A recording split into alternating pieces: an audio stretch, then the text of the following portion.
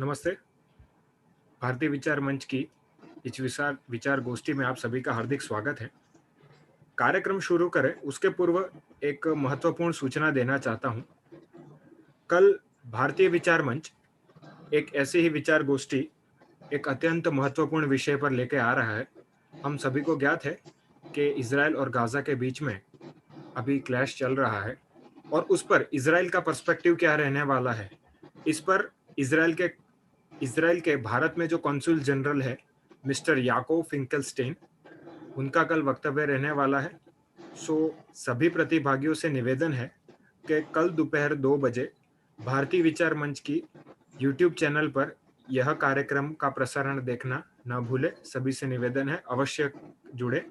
मैं आज के सत्र संचालक शिवानी जी से निवेदन करता हूं कि वे आगे आज के कार्यक्रम की शुरुआत करें। या थैंक यू। सभी को शुभ संध्या। मैं भारतीय विचार मंच की ओर से और आप सभी को स्वागत करती हूँ जो जूम और यूट्यूब पर आज हैं। इससे पहले कि हम अपने कार्यक्रम को शुरू करें, मुझे आपको कई निर्देश से अवगत कराना है ताकि हमारा कार्यक्रम सुचारू रूप से चलाने में हम एक दूसरे को मदद कर सकें। कार्यक्रम के बाद हमारे पास एक प्रश्न उत्तर सत्र रहेगा। जो लोग जूम पर हैं वो अपना रेज हैंड का बटन का उपयोग कर सकते हैं। प्रशासन लोग आपको अनम्यूट करेंगे जब आपके सवाल का, और जो लोग यूट्यूब पर लाइव पर हैं अपने प्रश्नों को चैट बॉक्स पर पोस्ट करें। हमारे आज के वक्ता को सुनने से पहले हम विचार मंच संगठन को क्या है और इसको थोड़ा मैं परिचय देना चाहूंगी। भारतीय विचार मंच भारत को सर्वसापेक्ष एवं विश्व कल्याण मूल्यों को प्रति आस्थावान भारतीय का निर्माण करना, ये भारत का नवोत्थान कार्य है। हम सभी ये जानते हैं, और भारत का नवोत्थान ही विश्व मानवता की सुरक्षा तथा सलामती की गारंटी देता है। विश्व को सबसे बड़ी युवा शक्ति धारण करने वाला हमारा भारत फिर से विश्व सांस्कृतिक नेतृत्व करने के लिए तैयार हो रहा है। हम सब इसी के साथ जुड़े हैं, इसलिए प्राथमिक आवश्यकता है कि भारत को हम सही अर्थ में भारत और भारतीय, एक सच्चा और आग्रही भारतीय बने।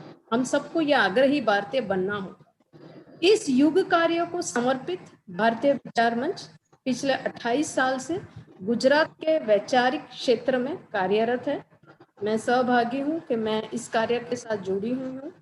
मंच का ध्येय वाक्य है कि आनु भद्रा कर्तव्य यंतु विश्वत, यानी कि विश्व भर में आ रहे सभी मंगलमय विचारों का स्वागत कर प्रशिक्षण, प्रबोधन, संशोधन के आधार पर वैचारिक क्षेत्रों पर भारतीय मूल्यों का पुनर्स्थापना हेतु प्रयत्नशील हमारा भारतीय विचार मंच विभिन्न विषयों पर परिसंवाद, सेमिनार्स, विचार गोष्ठी, प्रकाशन, चर्चा सत्र और यंग थिंकर्स मीट जैसे माध्यमों के प्रबुद्ध जनों पे सांप्रत एवं शाश्वत विषय पर विमर्श रखने का हमेशा कार्य करता है। इस तरह की प्रवृत्ति को जारी रखते हुए आज हम चर्चा करेंगे और हम समझेंगे पश्चिम बंगाल पर संसदीय लोकतंत्र का मृत्यु। हम सभी जानते हैं कि वर्तमान सरकार के तहत सार्वजनिक जीवन के मुआवजों को प्रत्यक्ष परिणाम रूप से राजनीतिक हिंसा अभूतपूर्व स्तर पर बढ़ गई। हिंसा का कानून और व्यवस्था पूरी तरह से टूट गई। हिंसा का उपजाऊ भूमि, हिंसा का उपजाऊ भूमि ये युगों तक लोकतंत्र की मौत का कारण बनती है। ये पोस्ट वायलेंस में राष्ट्रीय मानव अधिकार आयोग ने पश्चिम बंगाल में होने चुनाव के बाद की हिंसा की जांच लिए एक इन हाउस तथा खोज कमेटी बनाई।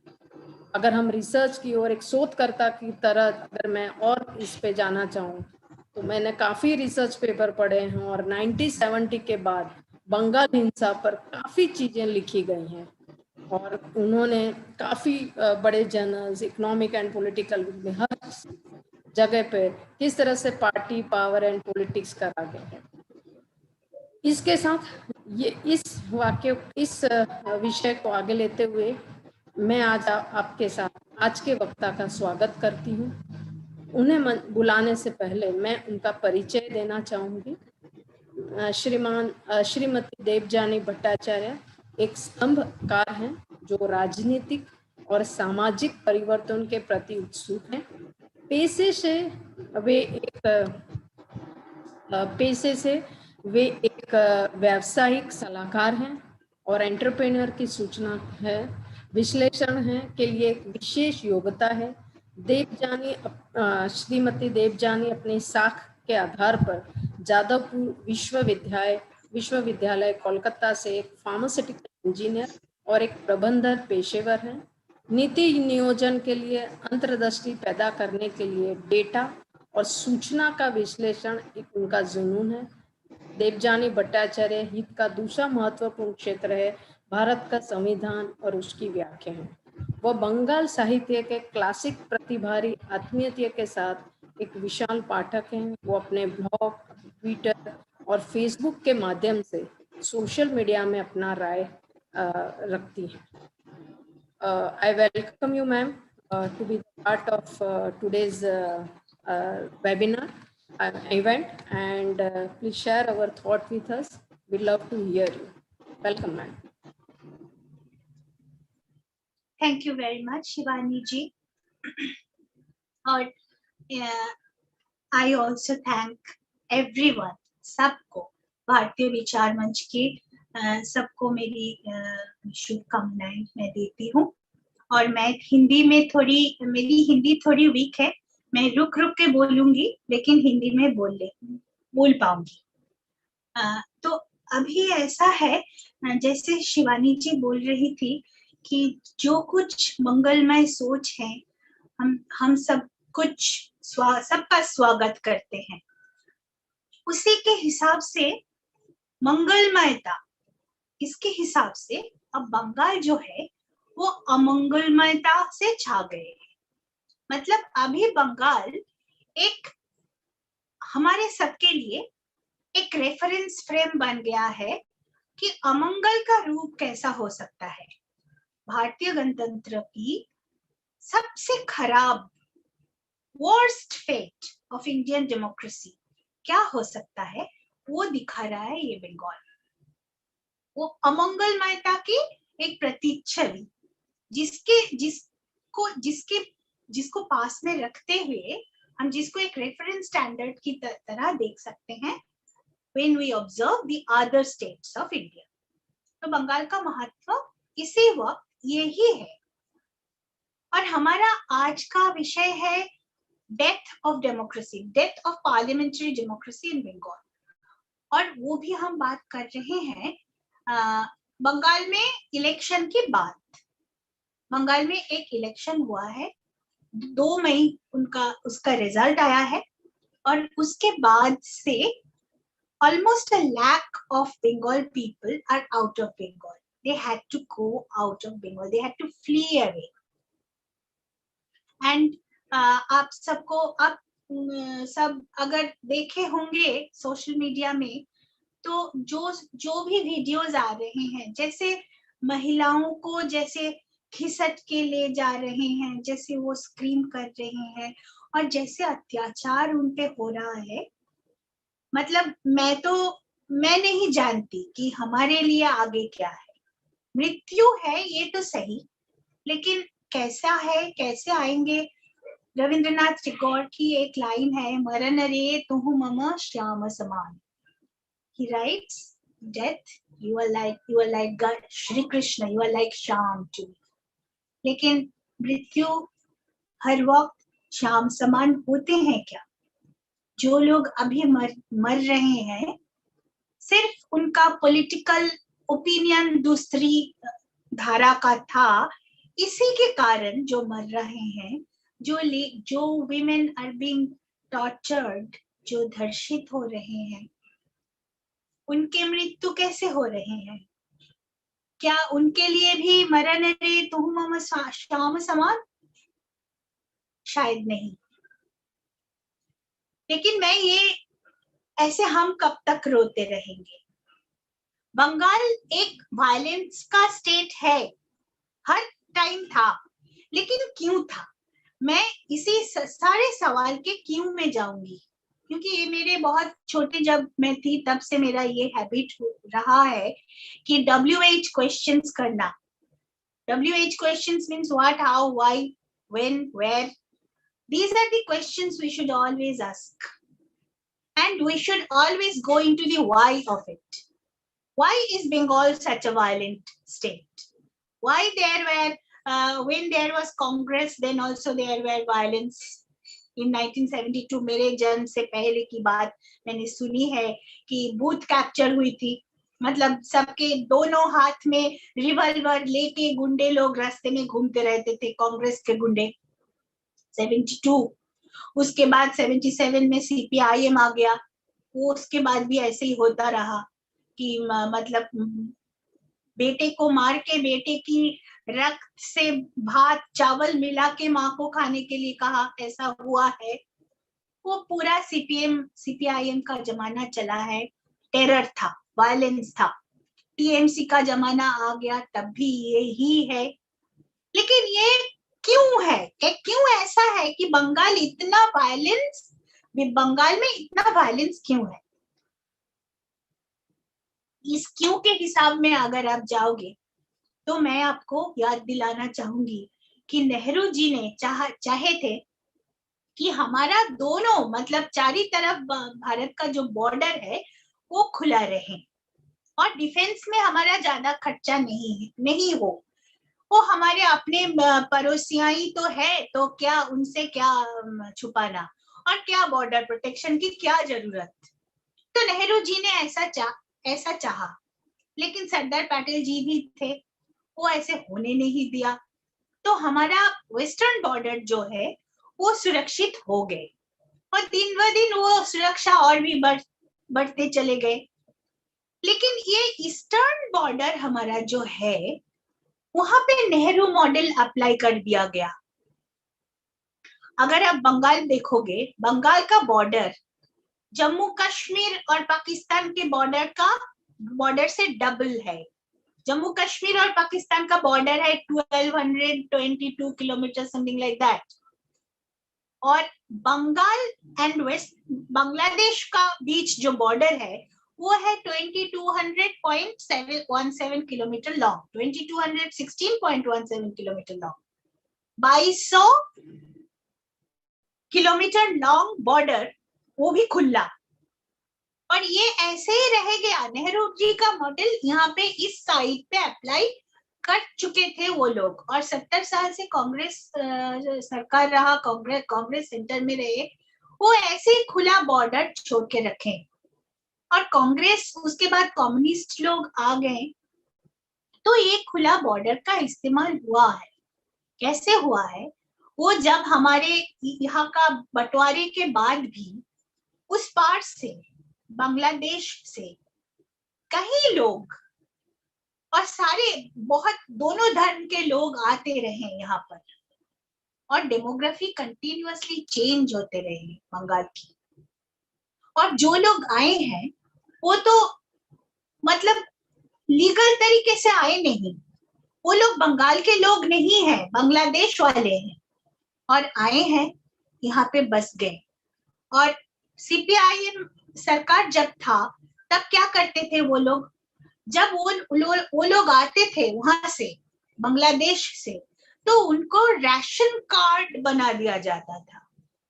और तब अगर हमारा भारत का सिटीजनशिप एक्ट देखेंगे, पढ़ेंगे, तो हमारे देश में अभी तक कोई नागरिकता की कोई परिचय पत्र देने की प्रोविजन अभी है.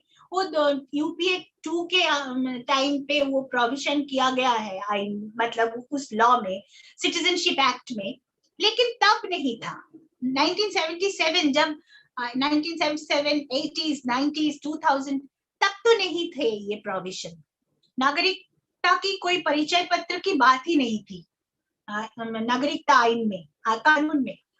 तो ऐसा हुआ, उसी के हिसाब से राशन कार्ड जैसे कि नागरिकता की परिचय पत्र है ऐसे बोल के state government of West Bengal under the leadership of CPIM, वो लोग बिल्कुल राशन कार्ड इशू करते गए, सब यहाँ के नागरिक बन गए, यहाँ पे बस गए वो लोग। और बहुत सारा जमीन जिसके पास थी, जिन हिंदू बंगालियों के पास थी, लैंड सीलिंग एक्ट करके एक कानून लाके बहुत सारा जमीन उसके पास एक डेफिनेट अमाउंट ऑफ लैंड के सिवा छोड़ के उसके ऊपर नहीं रह सकता, ऐसा एक कानून लाके सारे हिंदू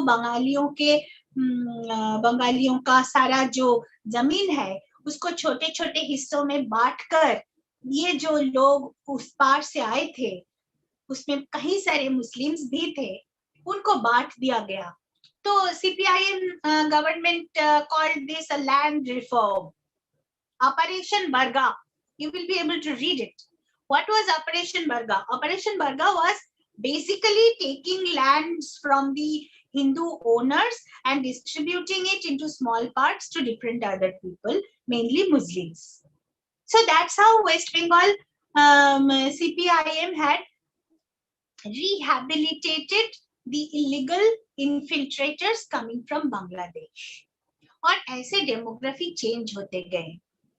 2011 में जब ममता बनर्जी आए हैं सरकार में, तो यही हिस्सा चलता रहा, और अभी बंगाल का डेमोग्राफी जो है वो सफिशिएंटली मतलब चेंज हो गया है।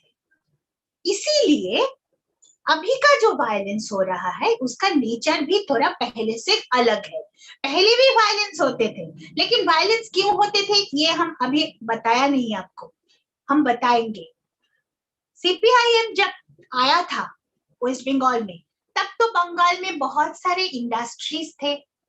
पूरे देश के GDP का 30% बंगाल से आता था। तब तो बंगाल इतना भिखारी स्टेट नहीं थी, तब तो थे बंगाल के पास, और वो था मतलब ब्रिटिश टाइम पे बंगाल फ्लरिश किया था, तो बहुत सारे इंडस्ट्रीज भी थे। लेकिन ये CPIM लोग ऐसे यूनियन और कुछ करके पॉलिटिक्स करके, वो सब कोई जानते हैं, मैं बताऊंगी नहीं, तो वो सब इंडस्ट्रीज एक एक करके पैकअप कर लिया है, स्टेट से चला गया। आज जो 30% GDP कंट्रीब्यूशन था, आज तो 3% के भी नीचे है शायद। तो बंगाल का फेयर इकोनॉमी जो है, बंगाल का जो अच्छा काम करने वाला जो इकोनॉमी है, वो घटता चला गया। लेकिन इसका मतलब ये नहीं कि बंगाल में कोई पैसे नहीं है, बंगाल में पैसे बहुत है। कैसे है? वो जो 2200 किलोमीटर लॉन्ग बॉर्डर बंगाल का है, वो बॉर्डर ट्रांस बॉर्डर क्राइम्स, अब अगर आप इसको ले लोगे तो सारा टाइप का क्राइम्स जो है, मतलब गाय तस्करी है, then trafficking of illegal arms, trafficking of fake currencies, trafficking of drugs, trafficking of women, then trafficking of coals, illegal coal mining, illegal sand mining, illegal stone mining. So all sorts of illegal business. Bengal, there is no dearth of money. There is no dearth of black money in Bengal. So maybe Bengal economy has shrunk, but the black economy has flourished day by day. It's a huge economy, and that the black economy, the peculiarity, the idiosyncrasy of this black economy is that you don't have to have any merit to capture that economy. You don't have to know business. You don't have to know engineering. You don't have to know literature. You don't have to know language. You don't have to know mathematics. You don't have to know chemistry, physics, nothing. Nothing you need to know. You just need to be a goon. You just need to know how to do hooliganism. Then you can be rich.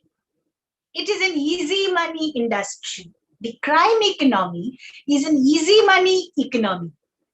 You just have to do hooliganism. And that is the reason why, now you got perhaps the answer why Bengal is a state of violence. And this is my habit from my childhood to find out the why, the root why. The root why is this, that Bengal is a state of crime economy. And that is why the violence is so much. If I can capture a place, then all the illegal sand business is mine. I won't do anything. I don't produce anything. I don't go to work anywhere. But I squeeze the natural resources of my state and I traffic it here and there. I smuggle it. I earn a huge lot of money. You know, Guy, all the bovine cattle of India gets trafficked through Bengal. A cow sells at rupees 50,000 in India. The moment it crosses the border and goes to Bangladesh, it costs you 1.5 lakh to 2 lakhs rupees. It's a huge economy. It's almost a 20,000 crore annual economy by bovine trafficking, bovine cattle smuggling. And different riots, if you remember that in 2017, there was a riot in Basirhat. They say that it was a riot because of a Facebook post of a particular person, particular little boy, 17 years old Hindu Bengali boy, Shobik Sarkar. He posted something in Facebook and that was the cause of riot. That was not the cause of riot. In 2014, after the NDA 1 came to function, तो तब तो वहां से गाय तस्करी बहुत घट गया था. BSF को बहुत सख्त किया गया और मतलब शेड्यूलिंग किया गया था, स्ट्रिंजेंसी लाया गया था शेड्यूलिंग में. तो तब वहां के जो लोग हैं बसीरहाट के 30,000 people, an ecosystem of 30,000 people are dependent on that bovine smuggling. So उनके earning पे मतलब आंच आ गया था वो एनडीए गवर्नमेंट की गाय तस्करी पे स्ट्रिंजेंसी लगाने के कारण. और इसी के लिए उसके जिन के खिलाफ डॉक्यूमेंट्स वो पुलिस स्टेशन में जमा हुआ था, उस पुलिस स्टेशन को अटैक करके वो सब डॉक्यूमेंट्स उन्होंने डिस्ट्रॉय करना चाहा और इसी के लिए राइट हुआ. तो बंगाल ऐसे हो गया है अभी, वो जो हमने किया है खुला बॉर्डर और डेमोग्राफी का कंटिन्यूअस चेंज के वजह से और फेयर इकोनॉमी को मार डाल के क्राइम इकोनॉमी को बढ़वा दे के पॉलिटिक्स को मतलब पॉलिटिशियन लोगों का पॉकेट पूरा मतलब भर के रखना, इसका जो कल्चर शुरू हुआ उसके हिसाब से हम अभी देख रहे हैं कि अभी जो हो रहा है ये बंगाल की कश्मीराइजेशन की पहला स्टेप है. यही बात है, इसीलिए बंगाल वायलेंट है, क्योंकि बंगाल वायलेंस नहीं करेंगे तो क्राइम इकोनॉमी का कंट्रोल किस पे रहेगा. जो ज्यादा अच्छा हुलीगन है, जो ज्यादा अच्छा गुण है, उसी के पास जाएगा कंट्रोल. इसीलिए ये वायलेंस चल रहा है. और वायलेंस जहां पे भी होगा, अगर आप देखोगे ये सब का सब क्राइम में एक समुदाय विशेष की पार्टिसिपेशन ज्यादा है. सबका पार्टिसिपेशन है, सब लोग हैं इस यहाँ पे. गुण की कोई रिलीजन होती नहीं है, धर्म नहीं होती ऐसे हम कहा जाता है, लेकिन इवेंचुअली देखा जाएगा तो 90% गुण्स एक समुदाय विशेष की है. जो लोग आते रहे हैं अभी तक वो लोग ही ये इन सबके पीछे है. और इसीलिए अभी ये हालत. तो अभी हमको जवाब ये मिल गया कि बंगाल क्यों वायलेंट है. अभी हम आएंगे बंगाल की इस जो इलेक्शन हुआ है, जो चुनाव हुआ है, उसके फलाफल. क्योंकि हमें अगर देखना है तो देखना है कि क्या हो गया. मतलब इस बार तो पूरा बंगाल में सब जानते थे कि इस बार चेंज होने जा रहा है. मतलब इस बार सरकार गिरेगा. बहुत एंटी इनकम्बेंसी बहुत ज्यादा थी. फिर भी जब रिजल्ट आया देखा गया कि तृणमूल कांग्रेस की लैंडस्लाइड विक्ट्री हुआ है। अभी तक बंगाल में एक सन्नाटा सा है। अगर आप बंगाल आओगे तो देखोगे कि एक सन्नाटा सा है, कोई भी ये इलेक्शन रिजल्ट को मान नहीं पाया है। किसी का ख्याल में ऐसा नहीं था। सब जानते थे कि इस बार सरकार गिरेगा, इस बार दीदी जा रही है, सब बोल रहे थे, लेकिन दीदी नहीं गई। क्यों ऐसा हुआ? तो हमारे पास दूसरा कोई रास्ता नहीं था वजह सिवा इलेक्शन डेटा देखने की, क्योंकि हम जो भी सुनते हैं वो तो कोई ठोस सबूत नहीं होती। लेकिन अगर आप डेटा देखोगे तो डेटा से सब कुछ निकल आते हैं। आज की दुनिया तो समझते हैं कि डेटा से आपको मतलब एक आदमी के पूरा दिन से रात तक उसकी डेली रूटीन का भी पता चल सकता है, आपको सब कुछ पता चल सकता है, आदमी कैसा है वो भी पता चल सकता है उनके डेटा से। तो इलेक्शन डेटा से भी बहुत कुछ पता चल सकता है जो डेटा मिला है ईसीआई की साइट पे। और कुछ क्षेत्र में जहाँ पे डेटा नहीं मिला उसमें हमको कुछ असम्पशंस लेना पड़ा और स्टैटिस्टिकल मॉडल कुछ फिटिंग करना पड़ा। करके हमें जो मालूम पड़ा है हम एक स्तंभ में लिखे हैं, हम ऑर्गेनाइजर में लिखे हैं। एक one of my columns, if you have read, that BJP has just lost an election, but Bengal lost its existential war. Actually, अभी बंगाल में जो हो रहा है वो पोस्ट पोल वायलेंस बिल्कुल ही नहीं है, ये पोस्ट वॉर प्लंडर हो रहा है। क्योंकि ये जो इलेक्शन थी वो कोई इलेक्शन थी ही नहीं। क्यों मैं ऐसी बात कर रही हूँ? क्योंकि अगर आप बंगाल की डेमोग्राफी देखोगे 2011 की सेंसस डेटा से एक्सट्रापोलेट करते हुए आज तक बंगाल की डेमोग्राफी में 67% हिंदूज है, 31% मुस्लिम्स है और 2% है दूसरे लोग, दूसरे धर्म के और दूसरे फेथ्स के लोग हैं। तो हम जब अभी आप ईसीआई साइट में जाओगे इलेक्शन कमीशन तो फेज वाइज वोटर टर्नआउट हमें नहीं मिल रहे हैं, लेकिन ओवरऑल एक वोटर टर्नआउट मिले हैं 75%। ओवरऑल एवरेज वोटर टर्नआउट 75% है। तो ये अगर हम लेके चलेंगे तो हमको ये देखने के लिए मिला कि पूरे जो हिंदू लोग हैं बंगाल के उनमें 32.8% हिंदू वोट डाले ही नहीं। 32.8% हिंदू वोट नहीं डाले। जो हिंदू लोग वोट डाले हैं उनके जो हिंदू लोग वोट डाले हैं उनके 62% बीजेपी को वोट दिया है।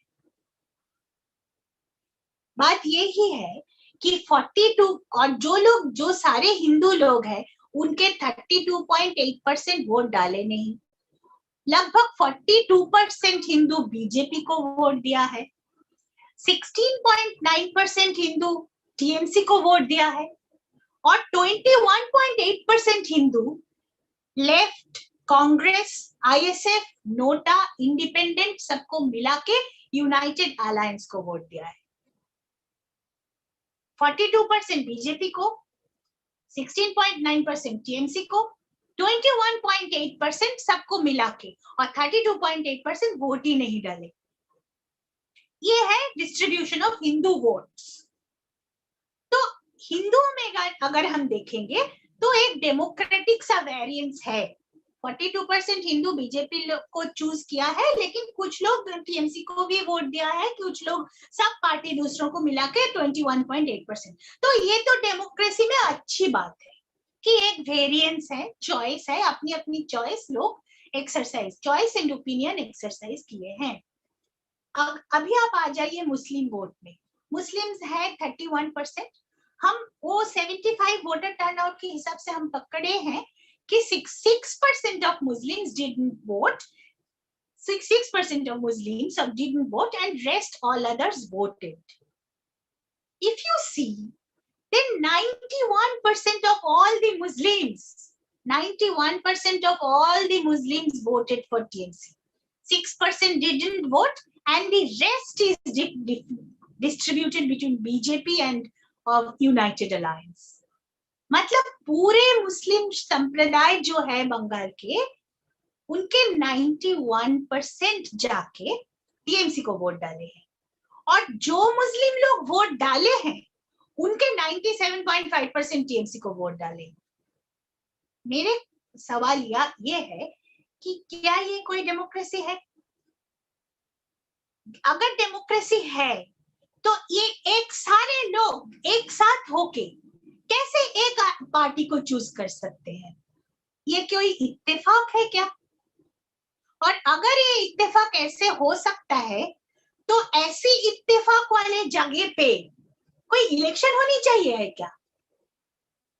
ये अगर सोच ले, हम मान के चलते हैं कि ये ऐसे ही सब लोग एक साथ एक ही तरह का सोचा है, सब लोग एक साथ एक ही तरह की सोच के एक पार्टी को वोट दिया है, इसका मतलब है ये सारे लोग रोबोट्स हैं। तो रोबोट्स के साथ ह्यूमन बीइंग्स का कोएग्जिस्टेंस क्या पॉसिबल है? और ऐसे रोबोट्स वाली जगह पे क्या इलेक्शन होनी चाहिए? ये सारे सवाल है। और मुझे ये भी एक सवाल है, जो अगर अभी आप एंटी इनकम्बेंसी देखो, हिंदुओं का 83.9% ऑफ एंटी इनकम्बेंट हिंदूज, मतलब जो लोग टीएमसी को वोट दिए ही नहीं, मतलब जो हिंदू लोग वोट दिए हैं उनमें से, जो हिंदू लोग वोट दिए हैं उनमें से 83.9% हिंदू टीएमसी के खिलाफ वोट दिए। बहुत सारा हाई एंटी इनकम्बेंसी हो नहीं गया? 73.9% of the anti incumbent Hindus voted for BJP. तो ये भी कुछ लोग बोल रहे हैं कि हिंदू लोग बीजेपी को वोट नहीं दिया है, ऐसा बिल्कुल नहीं है। हिंदू लोग बीजेपी को बहुत, इस बार बहुत कंसोलिडेशन हुआ है। कोई भी डेमोक्रेसी में इतना इससे ज्यादा कंसोलिडेशन होगा हिंदू समाज में, ये एक्सपेक्टेड नहीं है कि, क्योंकि हिंदू लोग तो नेचुरली धर्म से प्लूरलिटी में विश्वास रखते हैं। अगर हमें हिंदू होनी है तो हमें प्लूरलिटी में विश्वास रखनी है। हमारा कल्चर मोनोकल्चर बिल्कुल हो ही नहीं सकता। तो इसीलिए पूरे एंटी इनकम्बेंसी, मतलब हिंदू लोगों का 83.9% एंटी इनकम्बेंट थे, मतलब एक स्टेट के इतने लोग सरकार के खिलाफ है, और दूसरी तरफ माइनॉरिटी लोग पूरे उस सरकार के पक्ष में, ऐसे कैसे हो सकता है? अगर इतने लोग सरकार के खिलाफ है तो एक संप्रदाय के लोग उसी सरकार के पास कैसे जा सकते हैं? इसका मतलब है this is a corroborative evidence of Muslim appeasement of Mamata Banerjee. इसका यही मतलब एक हो सकता है कि ममता जी ने बिल्कुल ऐसा कुछ किए होंगे जो कि सिर्फ मुस्लिम लोगों को खुश किया है और दूसरे लोगों को खुश कर ही नहीं पाया। तो ऐसे भी तो डेमोक्रेसी फेल हुआ है। और धर्म के आधार पर अगर ये हुआ है खुश करने के काम, तो वो सेक्युलरिज्म भी गया, डेमोक्रेसी गया, सेक्युलरिज्म गया, सिर्फ ये दो चीज नहीं गया, माइनॉरिटी कॉन्सेप्ट भी गया। अगर कोई माइनॉरिटी लोग एक साथ एकजुट होके किसी की सुन के एक जगह पे वोट देते हैं, तो उसी वक्त वो प्रूव कर देते हैं कि वो बहुत छोटे बच्चे हैं, वो वोट देने लायक है ही नहीं। दैट मीन्स माइनॉरिटी जो कॉन्सेप्ट, जो सोच के हमारा ओरिजिनल आर्टिकल 29 था, आर्टिकल 29 जब रचा गया था तब जो स्पिरिट से लिया गया था माइनॉरिटी के कॉन्सेप्ट को, और बंगाल में आज आके जो हुआ है वो बिल्कुल दूसरे स्पिरिट है। वो हमारा संवैधानिक स्पिरिट है ही नहीं माइनॉरिटी का। ये लोग माइनॉरिटी, अगर ये लोग माइनॉरिटी है तो इनके पास वोटिंग राइट होनी नहीं चाहिए। और अगर इन लोग इतने ही स्ट्रॉन्ग है, इतने ही कंसोलिडेटेड है, तो इनके पास डेमोक्रेसी होनी नहीं चाहिए। both together is not possible, both simultaneously is not possible। तो बंगाल में जो इलेक्शन हुआ है ये एक्चुअली एक मैच फिक्सिंग जैसा है। तो क्या मैच फिक्सिंग को हम कोई खेल समझते हैं? ये कोई खेल है क्या? खेल में अगर मैच फिक्सिंग होता है तो क्या वो कोई खेल रहता है? सिमिलरली ये बंगाल में जो हुआ है, absolutely monotonous consolidation of Muslim votes, ये कोई डेमोक्रेटिक इलेक्शन है ही नहीं। और बहुत सारा संविधान का बहुत सारा अवमानना हुआ है इसमें। और अभी लोग सवाल ये पूछ रहे हैं कि ममता जी क्यों के खिलाफ कार्रवाई नहीं कर रहे हैं। वो कर भी नहीं पाएंगी क्योंकि उन्होंने इनको अपील नहीं किया। ऐसा नहीं है कि उन्होंने कुछ किया, अपील किया तो और उन लोगों ने इनको वोट दिया, ऐसा नहीं है। उन लोगों ने इनको चूज किया as their face. It is now their governance. Mamata ji is only the face of them. So Mamta, we cannot expect that our chief minister would act against the criminals because the criminals have chosen her. She is the face of them now. Now how can she do? Naturally, if you look at Trinamool's vote share, then 79% of Trinamool's votes have come from the Muslims. I have given all this data in Organizer in my article, and also I have tweeted a thread only on data. If you want to see only the data picture, you can go to the Twitter and see my tweet. And if you want to read the whole article, then in Organizer you get it. So the point, my question is, it is not that Trinamool is representing them. It is they who have chosen Trinamool to represent them. So अभी कुछ नहीं हो पाएगा। अभी जो कुछ करना है वो हमारे प्रधानमंत्री जी को करना है। और मैं अब अभी आपको बताऊंगी कि क्या क्या प्रोविजंस है आर्टिकल 256, आर्टिकल 257, कि जब केंद्र सरकार कुछ कहेंगे राज्य को, तो राज्य का जो मतलब एग्जीक्यूटिव्स जो है उनको मानना है केंद्र की बात। मतलब if there is a clash between say state and center, then center's words would prevail. That is our constitutional provision. But that provision has already been violated by the state bureaucrats. I will show you how. If you remember, in December 10th December 2020 में JP Nadda ji की एक rally हुई थी south district में, और उस rally में कुछ स्टोन, एंड उसके बाद मिनिस्ट्री ऑफ होम अफेयर्स से 3 आईपीएस ऑफिसर को, वेस्ट बंगाल का 3 आईपीएस ऑफिसर को बुलाया गया सेंट्रल डेपुटेशन में। तब हमारा स्टेट राजी नहीं हुई, स्टेट अग्री नहीं किया, भेजा नहीं ऑफिसर लोगों को, और स्टेट चला गया सुप्रीम कोर्ट कि ऐसे कैसे सेंटर कर सकते हैं। तो सुप्रीम कोर्ट ने कह दिया कि सेंटर ऐसे कर सकते हैं और ऐसी हालत में सेंटर की बात ही रहेगा, जारी रहेगा। लेकिन वो हुआ नहीं। अभी तक वो जो ऑफिसर लोग थे वो गए नहीं स्टेट छोड़ के, क्योंकि state government did release them from there state duties. इसका मतलब ये हुआ है कि 256, 257 has already been violated. So if we think that center will control law and order of West Bengal from the central government, ये होगा नहीं, क्योंकि सेंटर की बात ये लोग सुनेंगे ही नहीं। अभी हम चले आते हैं आर्टिकल 355, 356, वो भी काम नहीं करेगा। क्यों नहीं करेगा, ये इसका भी वाई हम आपको बताएंगे। आप जो भी करो आर्टिकल 355 या 356, गवर्नर का ऑर्डर किसके ऊपर आएंगे? ये ब्यूरोक्रेट लोगों के ऊपर। और ब्यूरोक्रेट लोग, on behalf of everyone, these bureaucrats will keep on acting in favor of the criminals and keep on keeping the crime economy alive. ये जो भी कोल स्कैम, जो भी कुछ हो रहा है, गाय तस्करी, सब लोग, मतलब अभी तो सीबीआई और एनआईए बहुत कम कर रही है, कुछ लोग को तो अरेस्ट भी हुआ है, और ऐसे सुनाई नहीं दे रहा है, सीबीआई सोर्सेस से सुनाई दिया है कि बहुत सारे ब्यूरोक्रेट्स भी इसमें है। तो ये तो सुनाई देने की बात है, हमारे लिए ये ओपन सीक्रेट है। हम जानते हैं कि सब इसमें है, पुलिस लोग है, ब्यूरोक्रेट्स लोग है, पॉलिटिशियन लोग है, बिल्कुल है। और ये जो पूरा इकोनॉमी है, ये जो पूरा इकोसिस्टम है, इस इकोसिस्टम से सबको फायदा होती है।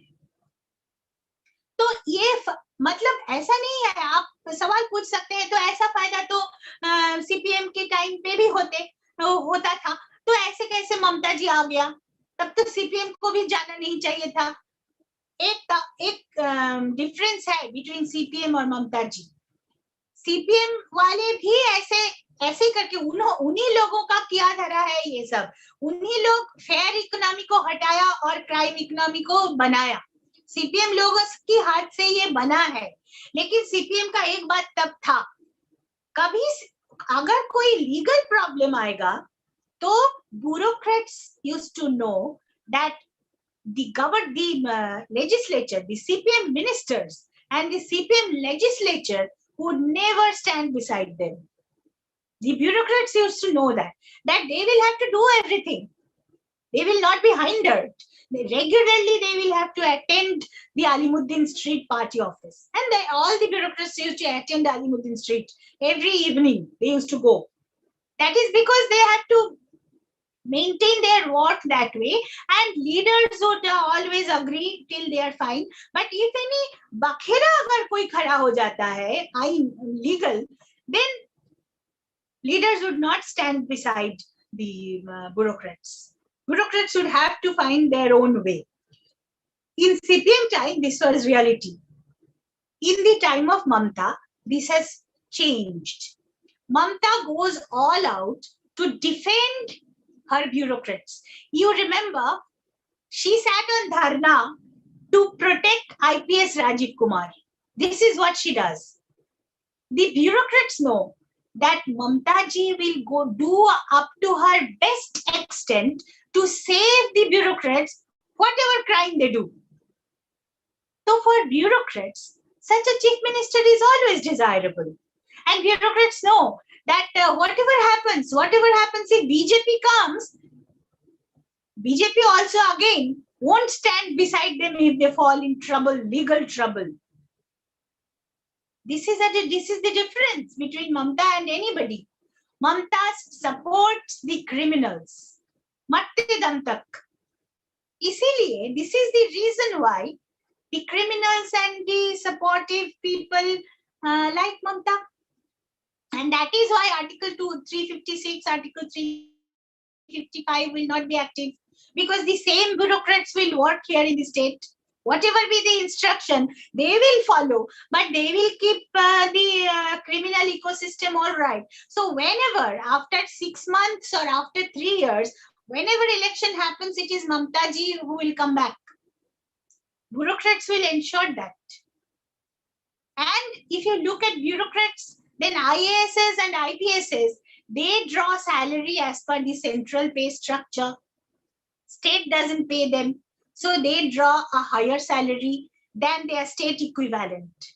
And Mamta ji doesn't pay the state bureaucrats well, but those bureaucrats, means the civil service people, WBCS executives, what she has, because they help in the election matters, she has given them 6 additional increments, which she is not giving to people of other services who are of equivalent rank with these civil servants.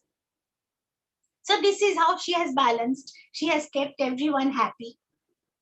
The IAS IPSs in any case तो salary तो उनको मिलते हैं centre से, और जो civil service, state civil service के लोग हैं, उनमें जो लोग इलेक्शन के लिए जरूरी है, उन लोगों को सेपरेट पैसा दे रहे हैं. बिल्कुल अनकॉन्स्टिट्यूशनल है, बिल्कुल इलीगल है.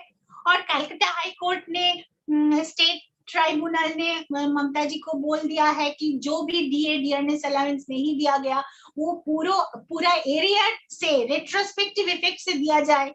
लेकिन ममता जी कोर्ट को मानते ही नहीं है. कोर्ट बोला है, लेकिन कोर्ट को मानेगा कौन? ममता जी के ब्यूरोक्रेट्स, वो तो सुनेंगे नहीं. वो ममता जी की सुनेंगे, क्योंकि अगर ममता जी की नहीं सुनेंगे तो वो उनके लिए भी कॉन्स्टिट्यूशन वायलेशन है. तो ये है हमारा बंगाल की स्थिति। ये हम कॉन्स्टिट्यूशन के जो लूप होल्स है उसको यूज करके डेमोक्रेसी के बिल्कुल बाहर चले गए। हम डेमोक्रेसी के सुविधा को लेकर और पार्लियामेंट्री डेमोक्रेसी का जो भी लूप होल्स है उसको अच्छी तरह से यूटिलाइज करके पूरा फ्यूडलिज्म कायम कैसे किया जाता है, बंगाल ये दिखा रहा है अभी। और इससे अगर हमको निकलना है तो एक ही रास्ता है, कोई 356, 355 ये कोई रास्ता नहीं है। रास्ता सिर्फ एक है, वो है आर्टिकल 3।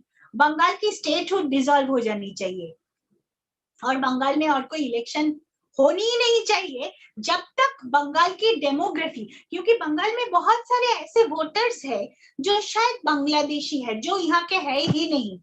तो बंगाल वोटर लिस्ट में जो भी डाउटफुल वोटर्स है उनको डी वोटर्स बना के फिर बंगाल में एनआरसी करके पूरा डेमोग्राफी चेक करके उसके बाद बंगाल में अगर इलेक्शन हो तो इलेक्शन का मतलब होती है। इलेक्शन एक वे है, इलेक्शन डेमोक्रेसी नहीं है। इलेक्शन है मतलब वो है पंथ, वो पंथ है। लेकिन पंथ अगर हमारा गोल से, डेस्टिनेशन से ज्यादा इंपॉर्टेंट हो जाए तो वो जर्नी हमें स्टॉप करनी चाहिए तभी। तो ये जो बंगाल में है, बंगाल की जो स्थिति है वो कोई इलेक्शन वाली स्थिति है नहीं। बंगाल का स्टेटहुड वो लद्दाख जैसा बना देना चाहिए अभी बंगाल को, सबको पूरा बंगाल का स्टेटहुड अभी अब्सॉल्व किया जाए। लेकिन ये पॉलिटिकली बिल्कुल ही अच्छी कोई सोल्यूशन नहीं है। Politically it's a better medicine. लेकिन हम जानते हैं जब गुजरात सफर कर रहा था तब गुजरात की मुख्यमंत्री गुजरात को सेव किया था, कुछ नहीं करके उन्होंने कुछ गलत नहीं किया, लेकिन administratively he handled Gujarat in a way that from a troubled state Gujarat had been a developed state. Now the same thing Bharat के प्रधानमंत्री को बंगाल के लिए करना है। नहीं तो क्या होगा, मैं आपको ये बता रही हूँ, बंगाल में जो हो रहा है वो सिर्फ बंगाल की बात नहीं है। अगर आप केरला देखोगे तो केरला में भी बहुत वायलेंस है, डेमोग्राफी चेंज हुआ है, वहीं पे भी लेफ्ट है, एक ही बात है। लेकिन केरला की साइड्स देखो और दो तरफ से वो समुंदर से घिरा हुआ और दो तरफ से इंडियन स्टेट्स, दूसरे स्टेट से घिरा हुआ। तो केरला कोई अच्छी जगह, बहुत बेहतरीन जगह नहीं है। मतलब कुछ कैप्चर करने की एजेंडा लेके कुछ लोग अगर काम करेंगे तो केरला बेस्ट प्लेस नहीं है शुरू करने के लिए। बंगाल बेस्ट प्लेस है। बंगाल है गेट, और वो भी खुला हुआ गेट पूरे इंडिया की। तो बंगाल तो मरेगा ही, इंडिया भी नहीं बचेगी। इसीलिए अगर भारत को हम लोग तो मृत्यु के द्वार पे खड़े हैं, मतलब हम हिंदू बंगाली लोग तो मृत्यु के द्वार पे खड़े हैं। लेकिन बात तो सिर्फ हमारी नहीं है। जब तक बंगाल पूरा खत्म हो जाएगा तब तक आधा हिंदुस्तान इस्लामाइज्ड हो गया होगा शायद। और इसको हमें रोकना है और भारत सरकार को ही कुछ करना है। और कोर्ट ऐसा कुछ स्टेप्स नहीं लेना है बिल्कुल जिसमें कोर्ट आ जाएगा, क्योंकि ये जो लूप होल्स है हमारे पूरे आईन व्यवस्था में, लूप होल्स सब में होते हैं। लूप होल्स तो होता है, ये तो सही बात। लेकिन हमारे लूप होल्स को यूज करने की बहुत अच्छा तरीका बंगाल सीख लिया है। इसीलिए कोई कोर्ट वाली तरीका ले नहीं पाएंगे हम। मेरी बात यही है, ये जो इलेक्शन हुआ है ये एक मैच फिक्सिंग वाला इलेक्शन था। तो अब तक शायद आप लोग सारी वाई की जवाब मिल गया है कि 356 भी लागू करके कोई लाभ नहीं होगी।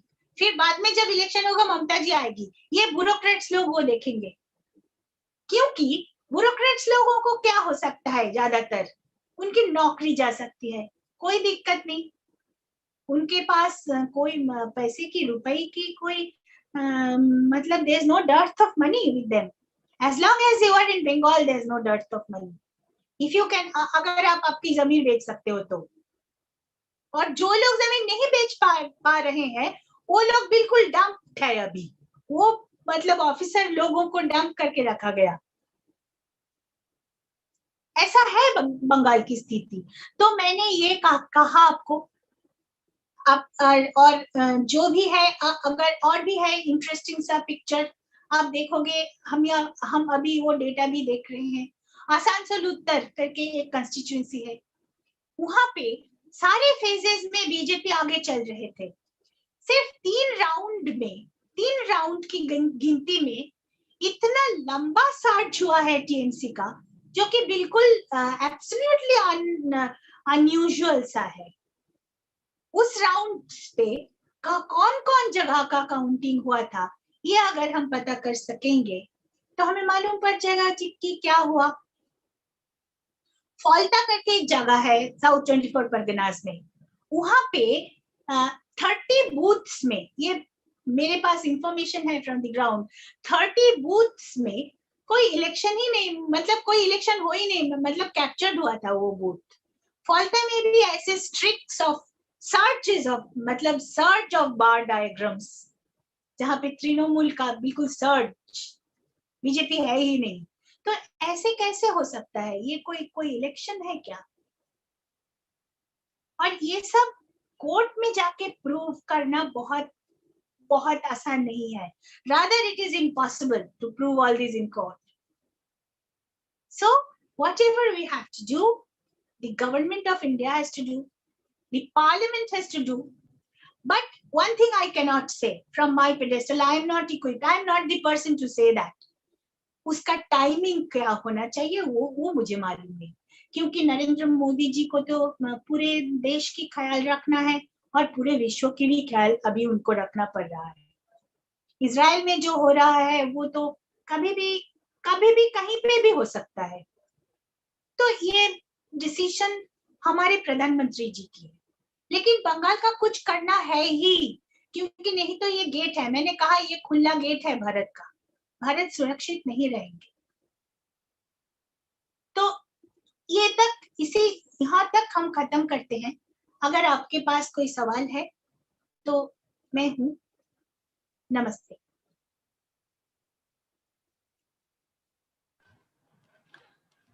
जी धन्यवाद अपने विचारों और तथ्यों को आधारित जानकारी को साझा करने के लिए। अब प्रश्न उत्तर के लिए सत्र खुला है। मैं सबसे पहले प्रश्न जो हमारे YouTube लाइव पे है, तुलसी जी का जो प्रश्न है, तुलसी तवार जी का। She had says that how rural women and men see the crime economy and how did they vote this time. Let me repeat it again. She had said how rural women and men see crime economy and how did they vote this time. Yeah, the rural women and men, I tell you, they don't know about all this crime economy, but they know only one thing, they know terror. Bengal is a different ball game. As you know, if you vote against us, then उसके घर में विधवा की कपड़ा आ जाएगा। मतलब ये threat जो होते हैं ना, रूरल वुमेन के पास, rural women are, they are subjected to, they are, you know, we can't imagine that they live in an environment of terror. They know that they have to vote for this party. If they don't vote, then what will happen? They know their houses may be vandalized, their husband may die, their son may be killed. So many political killings. So, and on top of it, it is also true that Mamata Banerjee has also given, like, done some dole politics. She has given tidbit amounts of dole to people, जो CPM government बिल्कुल ही नहीं देता था। हाँ जी sir. तो CPM government के time पे तो रूरल वुमेन को, रूरल मेन को कुछ भी नहीं मिलता था। अभी ममता जी ने तो उनको थोड़ा कुछ 500,000 रुपया कभी कभी दे देता है। तो ये डिफरेंस तो एक है, लेकिन टेरर जो है, तुम्हें यहीं पे वोट देना होगा। They know if they don't, what to do. So this is how they vote, because in voting is always a hoax in West Bengal. But you have to look at that in this environment, 62% of Hindus voted for BJP in spite of that. And that is why 1 lakh people had to flee away from the state. This is unprecedented. If you see the videos, I couldn't sleep for 5 nights. The way the women were crying, screaming, you can't tolerate that. No human being can tolerate this. We think that they are now suffering. Still, in spite of so much of terror, Bengal, 62% Hindus dared to vote for BJP. A lot of votes for BJP. 37.9% of total votes casted went to BJP and 47.8% went to TMC. So you can imagine how many people actually voted for BJP even in this terror. तो उसी का फल अभी भुगतना पड़ रहा है. Thank you so much. We have another question. Rajesh Kumar ji, please share your questions to the resource person. Madam, आपने बहुत अच्छी तरह से डाटा के साथ समझाया. बंगाल की स्थिति तो हम लोग समझ ही रहे थे, लेकिन डाटा के माध्यम से बहुत ही ज्यादा क्रिस्टल क्लियर हुआ. मेरे मन में एक प्रश्न ये है कि इलेक्शन के बाद जो हिंसा हो रही है, तो वहाँ के समाज ने फिर प्रतिक्रिया व्यक्त करनी चाहिए, ऐसा मुझको लगता है. क्योंकि सरकार से मदद मिले न मिले, कब मिले, वो तो एक प्रश्न है ही, लेकिन अगर समाज भी उस क्रिया की प्रतिक्रिया करे तब जाके हिंसा पे थोड़ी लगाम लगेगी. आप बिल्कुल सही कहा. और इसे समाज, हमें ये आशा है कि भारत की दूसरे प्रदेश की समाज हमारे पास आके खड़ा हो जाए.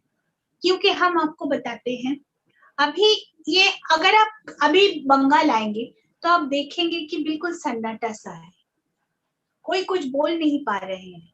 क्योंकि मैंने कहा आपको कि बहुत हाई एंटी इनकम्बेंसी था, लोग बहुत बीजेपी मतलब टीएमसी के खिलाफ वोट दिया, फिर भी ये रिजल्ट आया. तो आप समझ सकते हो कि कितना फ्रस्ट्रेशन होगा लोगों में.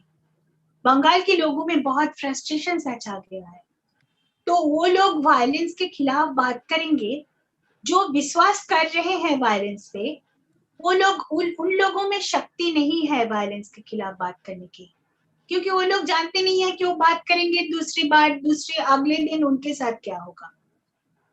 और एक श्रेणी है मतलब बंगाल में जो लोग बोल रहे हैं, जो लोग बंगाल के तो है लेकिन बंगाल पे स्टेशन नहीं है, दूसरे राज्य में है, दूसरे देश में है, वहां से वो लोग ये बोल रहे हैं कि बंगाल में वायलेंस इतना है ही नहीं. ये जो बोला जा रहा है वो मतलब र्यूमर है, वो बदनाम करने की कोशिश है, वो आरएसएस की साजिश है, ऐसे बोला जा रहा है. मतलब बोल रहे हैं, ऐसे लोग भी है. लेकिन हमको तो इन लोगों से कोई आशा नहीं है, क्योंकि इन्हीं लोग हैं वो 16.9% और 21.8% हिंदूज जो लोग वोट दिए हैं. तो टीएमसी को 16.9% और 21.8% जो left Congress ISF independent NOTA वाले को वोट दिए हैं. तो ये लोग तो रहेंगे, इनसे हमें कोई इरादा भी नहीं है ज्यादा कि ये लोग कुछ बोलेंगे. और जो बोल पाएंगे वो अभी बिल्कुल फ्रस्ट्रेटेड है. तो जैसे कि आप लोग जैसे सारे पूरे मतलब यहाँ पे मीटिंग में आने से पहले मैं साउथ की एक मीटिंग से सब लोग बहुत उत्कंठित है. और मैं दिल्ली भी गई थी फरवरी में, एक गांधी स्मृति मैदान में वो सोशल मीडिया इन्फ्लुएंसर्स की एक मीटिंग थी संघ की. वहां पे भी सब लोग बंगाल के बारे में जानना चाह रहे थे, क्योंकि सब लोग को मालूम है कि बंगाल है मतलब जो आज बंगाल है वो कल इंडिया होगा. What Bengal thinks today, India thinks tomorrow, ये अभी भी सच है, लेकिन नेगेटिव तरीके से सच हो गया. अगर अब बंगाल गटर में जाती है तो कल इंडिया गटर में जाए. तो अभी हम आपसे हमें विनती है कि सब लोग एकजुट होके हमें तो कुछ करना ही है, बंगाल को बचाना होगा, नहीं तो हम देश को नहीं बचा पाएंगे. और बंगाल को हम बचा नहीं पाते तो इतना मनोबल आ जाएगा दूसरों को कि बहुत बहुत गलत बात हो जाएगा। तो ये मेरी बात है। जी, हमारे दूसरा प्रश्न करुणा शंकर ओझा जी ने। Please share your questions with us, Karuna Shankar Ojha. Hello. हाँ मैडम। हाँ जी, please. Basically the problem belong is pertaining more demography, right? Am I audible to you? Yes, yes. Hello. Hello. Basically it's demographic change of the West Bengal which is affecting all these things. Now Right. it has got two dimensions. Number one, to identify these infiltrators who have affected this election. This job done by the state government machinery. As we have already discussed, that state government machinery is in not in a mood to identify all those people who can be deported back to their country. Secondly, the central government now whether deportation is possible, because now it is fourth generation which is going on. Most of these Bangladeshis, Muslims entered India, I think mostly around 1971 or so. Now this fourth generation is going on. Is it possible to deport all those people, and who will identify them? That is my question. Yeah, a very good question indeed. In fact, we cannot deport them, and neither we should deport them. But we can always not declare them as our citizen, and citizenship rights and the benefits. They can always be deprived of the citizenship benefits, because already the Citizenship Act has the provision of permanent residency for a section of people. So Government of India can always create a provision for permanent residents. And these people can be given the status of permanent residents, but not citizens, and they shouldn't vote. I mean, we need to work it out constitutionally. And हमारे नागरिकता कानून में ऐसा provision है कि citizenship नागरिकता के परिचय पत्र देने की जो provision वो UPA 2 के टाइम पे ही नागरिकता कानून की पार्ट बन गई थी। तो अभी जो नागरिकता NRC का जो सवाल हो रहा है, बंगाल में वो करना अगर है तो स्टेट को डिसॉल्व करके करना पड़ेगा, क्योंकि अगर स्टेट गवर्नमेंट है, ये स्टेट गवर्नमेंट फंक्शनिंग होता रहा तो कोई नहीं कर पाएगा वो NRC। पहले हम जो कर सकते हैं कि स्टेटहुड को अबॉलिश करके डी वोटर, मतलब जो भी जिनको भी हमें वोटर लिस्ट से मार्क करके जिनको भी हमें डाउटफुल लगेगा उनको डाउटफुल वोटर मार्क कर सकते हैं हम, और उसके बाद ये उनकी रिस्पॉन्सिबिलिटी होगी to prove that he is not a doubtful voter, he is a citizen of this place, he belongs to this place, and he is a legal citizen. He doesn't have any establishment in Bangladesh. Then it is his responsibility to prove. So ऐसे D voter list करके हम कर सकते exercise, तो it is possible for the government to do. And if such voters, if it is seen that they are really, they do not really even if they are fourth generations, even if they are living here in fourth generation, there are provisions in the Citizenship Act. Fourth generation leave करने से ही वो citizen नहीं बन जाएंगे अगर वो prerequisites are not being satisfied. तो वो प्री रिक्विजिट्स अगर सेटिस्फाइड नहीं होता तो वो लोग परमानेंट रेसिडेंट हो सकते हैं, लेकिन वोटिंग राइट होनी नहीं चाहिए उन्हें। तो फिर हमारा डेमोग्राफी ठीक रहेगा और डेमोग्राफी का डिस्टॉर्शन और नहीं हो जाएगा। ये मेरी उत्तर है आपके लिए। या शिवम गोस्वामी हमारे नेक्स्ट अपना प्रश्न वक्ता के सामने रखिए। शिवम गोस्वामी।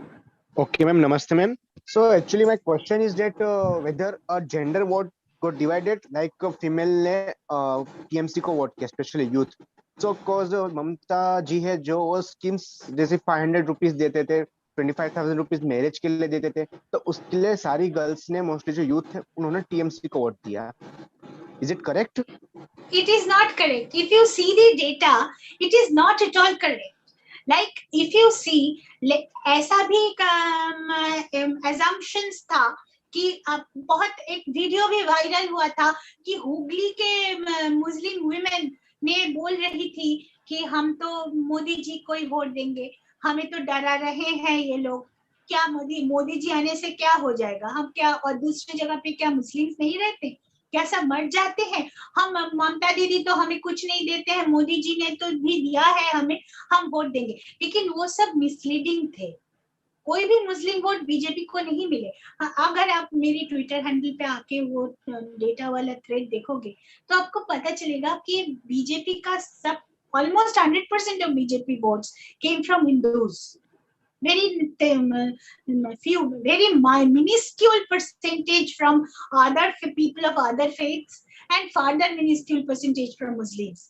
Similarly, ये भी एक hypothesis है कि सारे women voted for Mamta. No, Hindus के 62% voted for BJP. उसमें women भी थे और men भी. और women men इतना डेटा तो नहीं मिले हैं क्योंकि वो एक ह्यूमंगस टास्क है, वो कोई एक बहुत सारे लोग मिलके करने वाला टास्क है. अगर individual constituency wise voter list मिला के डेटा अगर देखना है तो वो मतलब वो ही काम जो प्रशांत किशोर करते हैं. तो बात ये है कि उतना डेटा हमारे पास है नहीं कि हम बोल सकते हैं कि कितने विमेन किसको वोट दिए हैं. लेकिन ये असम्पशंस है, ऐसा है नहीं. ऐसा होते तो हिंदुओं की 62% वोट बीजेपी को नहीं आ पाते.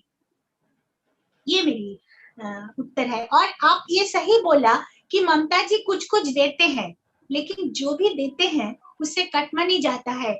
मतलब आपको मतलब हम बहुत लोग इमेजिन ही नहीं कर सकते जंगल महल की एक poor woman means is a hapless woman, her sari also is torn apart, the sari that she is wearing.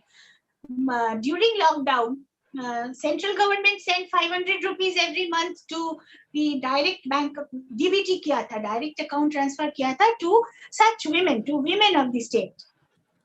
The TMC people took 250 rupees from that 500 rupees from this lady also.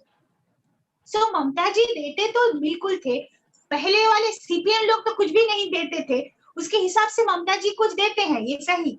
लेकिन जो भी देते हैं उसका एक portion, उसका commission, cut money TMC के दादा लोगों को देना पड़ता है. और ये भी था, ये हकीकत थे. तो ऐसा नहीं है. तो इसीलिए मैं बार बार हार्प करना चाहूंगी, एंटी इनकम्बेंसी बहुत ज्यादा था हिंदुओं में. जो हिंदू लोग वोट किए हैं उनके 83.9% वोटेड अगेंस्ट टीएमसी. ये बहुत महत्वपूर्ण है. और उसके हिसाब से आप देखोगे तो 97% of Muslims who voted for TMC. ऐसे कैसे हो सकते हैं? ये बहुत बड़ा सा एनोमैली है, ये बहुत बड़ा पोलराइजेशन है, और रिलीजियस पोलराइजेशन जो कि सेक्युलरिज्म के बिल्कुल खिलाफ है. तो हमारा जो कॉन्स्टिट्यूशन है उसका मजाक बनाया गया है ये बंगाल में. तो इसी के हिसाब से हमें सोचना चाहिए. और मेरी विनती सबको है कि आप सब लोग आवाज उठाइए, क्योंकि बंगाल में जो लोग हैं वो एक तो वो लोग हैं जो ये कर रहे हैं, वो लोग तो आवाज नहीं उठाएंगे. और हिंदुओं में जो बोल सकते हैं वो बोलेंगे तो खतरे में आएंगे, और जो बोलेंगे नहीं वो उल्टा बोल रहा है कि ये तो साजिश हो रहा है, कुछ नहीं है. वो कोलकाता वाले लोग हैं. कोलकाता में तो कुछ नहीं है, प्रॉब्लम नहीं है. कोलकाता के लोगों को दिखते नहीं है ये. बहुत दुख की बात. Thank you. ये है. Yeah, so our next question is from Tulsi ji, who is a notable and economist and the speaker of our BVM. Please share your thoughts with us. Thank you very much, Devyani जी. आपने आंखें खोल दी हैं आज. हम लोग को सच में नहीं पता कि क्या वो जो वाई जो आपने निकाला है और इतनी सरल बातें जो आसानी से पूरे देश को पता नहीं रहती है, ये हमारे भारत का दुर्भाग्य है।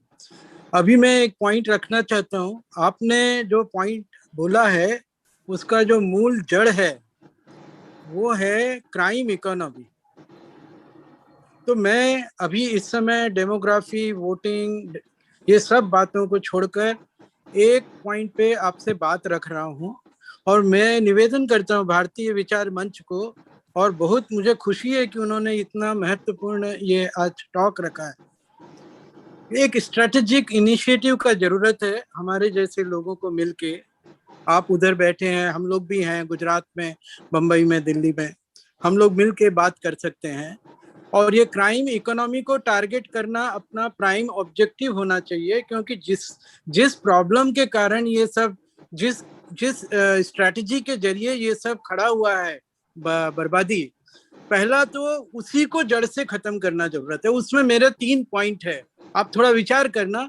और आगे मैं चाहूंगा आपका ईमेल आईडी मेरे को मिलेगा, नंबर मिलेगा, तो हम लोग बात करके इसको आगे भी ले जाना चाहूंगा। मैं अपना टाइम और समय, सब हमारा टीम है, आपके साथ जुड़ना चाहेंगे। तो 3 पॉइंट एक है कि पहला तो जो बॉर्डर एरिया है उसमें जो डिस्ट्रिक्ट कलेक्टर है, वो सारे district collector hand picked nationalist होना अगले 10 साल के लिए। दूसरा पॉइंट है कि सुप्रीम कोर्ट में PIL दायर करना इकोनॉमिक ऑफेंस को लेके, और जो गांव का जो अर्थव्यवस्था पूरा जो चकनाचूर हो गया है, तो एक PIL, एक बार सुप्रीम कोर्ट ने आंख खोला उधर, तो एक रास्ता बनता है कि बंगाल के सरकार को बाईपास करने का, वो भी एक रास्ता है। तीसरा जो है कि इकोनॉमिक एजेंसी जो इंडिया का है, पहला है इनकम टैक्स, जिसका इसमें डायरेक्ट रिलेवेंस है, क्योंकि करप्ट इकोनॉमी बोले तो कितना प्रकार का कानून टूटा होगा। तो कुल मिला के ये जो 3 मेथड मेरे को सामने दिख रहा है, जिससे कि स्टेट गवर्नमेंट की बॉडी डायरेक्टली बाईपास होती है, और उसमें सबसे महत्वपूर्ण सुप्रीम कोर्ट भी है, क्योंकि सुप्रीम कोर्ट के अगेंस्ट में बोलने का ताकत किसी का नहीं है पूरा देश में। कोई भी बदमाश आदमी सुप्रीम कोर्ट के अगेंस्ट बोलने का हिम्मत नहीं कर सकता। तो वो सब बात को लेकर एक स्ट्रैटेजिक इनिशिएटिव बना के, और रूरल इकोनॉमी को केंद्र में रख के, डिसेंट्रलाइज इकोनॉमी को केंद्र में रख के एक नया स्ट्रैटेजिक इनिशिएटिव का जरूरत है। ये बंगाल हमारा विवेकानंद का जड़ है, विवेकानंद की जन्मभूमि है, ये वापस हम लोग पा सकते हैं, मेरे को पूरा विश्वास है। मगर इसको स्ट्रैटेजिक रूप में ये इकोनॉमी को खत्म करने का जरूरत है, ये जो क्राइम इकोनॉमी। ये मेरा विचार है, आपका कमेंट भी चाहिए और आगे आपके साथ में लिंक भी चाहिए। Thank you. और आपने बहुत सही कहा, I wholeheartedly agree with you, actually sir we have to do that. And अगर आपको डिस्कस करेंगे, आप देखेंगे तो ये रूरल इकोनॉमी में भी आपको देखने के लिए ये मिलेगा तुलसी जी कि MSME में, मतलब मीडियम, माइक्रो, स्मॉल, मीडियम उद्योगों में बंगाल और यूपी, मतलब यूपी जितने हैं बंगाल भी उतने हैं। अगर आप डेटा देखोगे तो आपको समझ में आ जाएगा, क्योंकि आप इकोनॉमिस्ट हो, कि बहुत उसमें भी बहुत डिफॉल्केशन है, उतने सारे उद्योग तो है ही नहीं।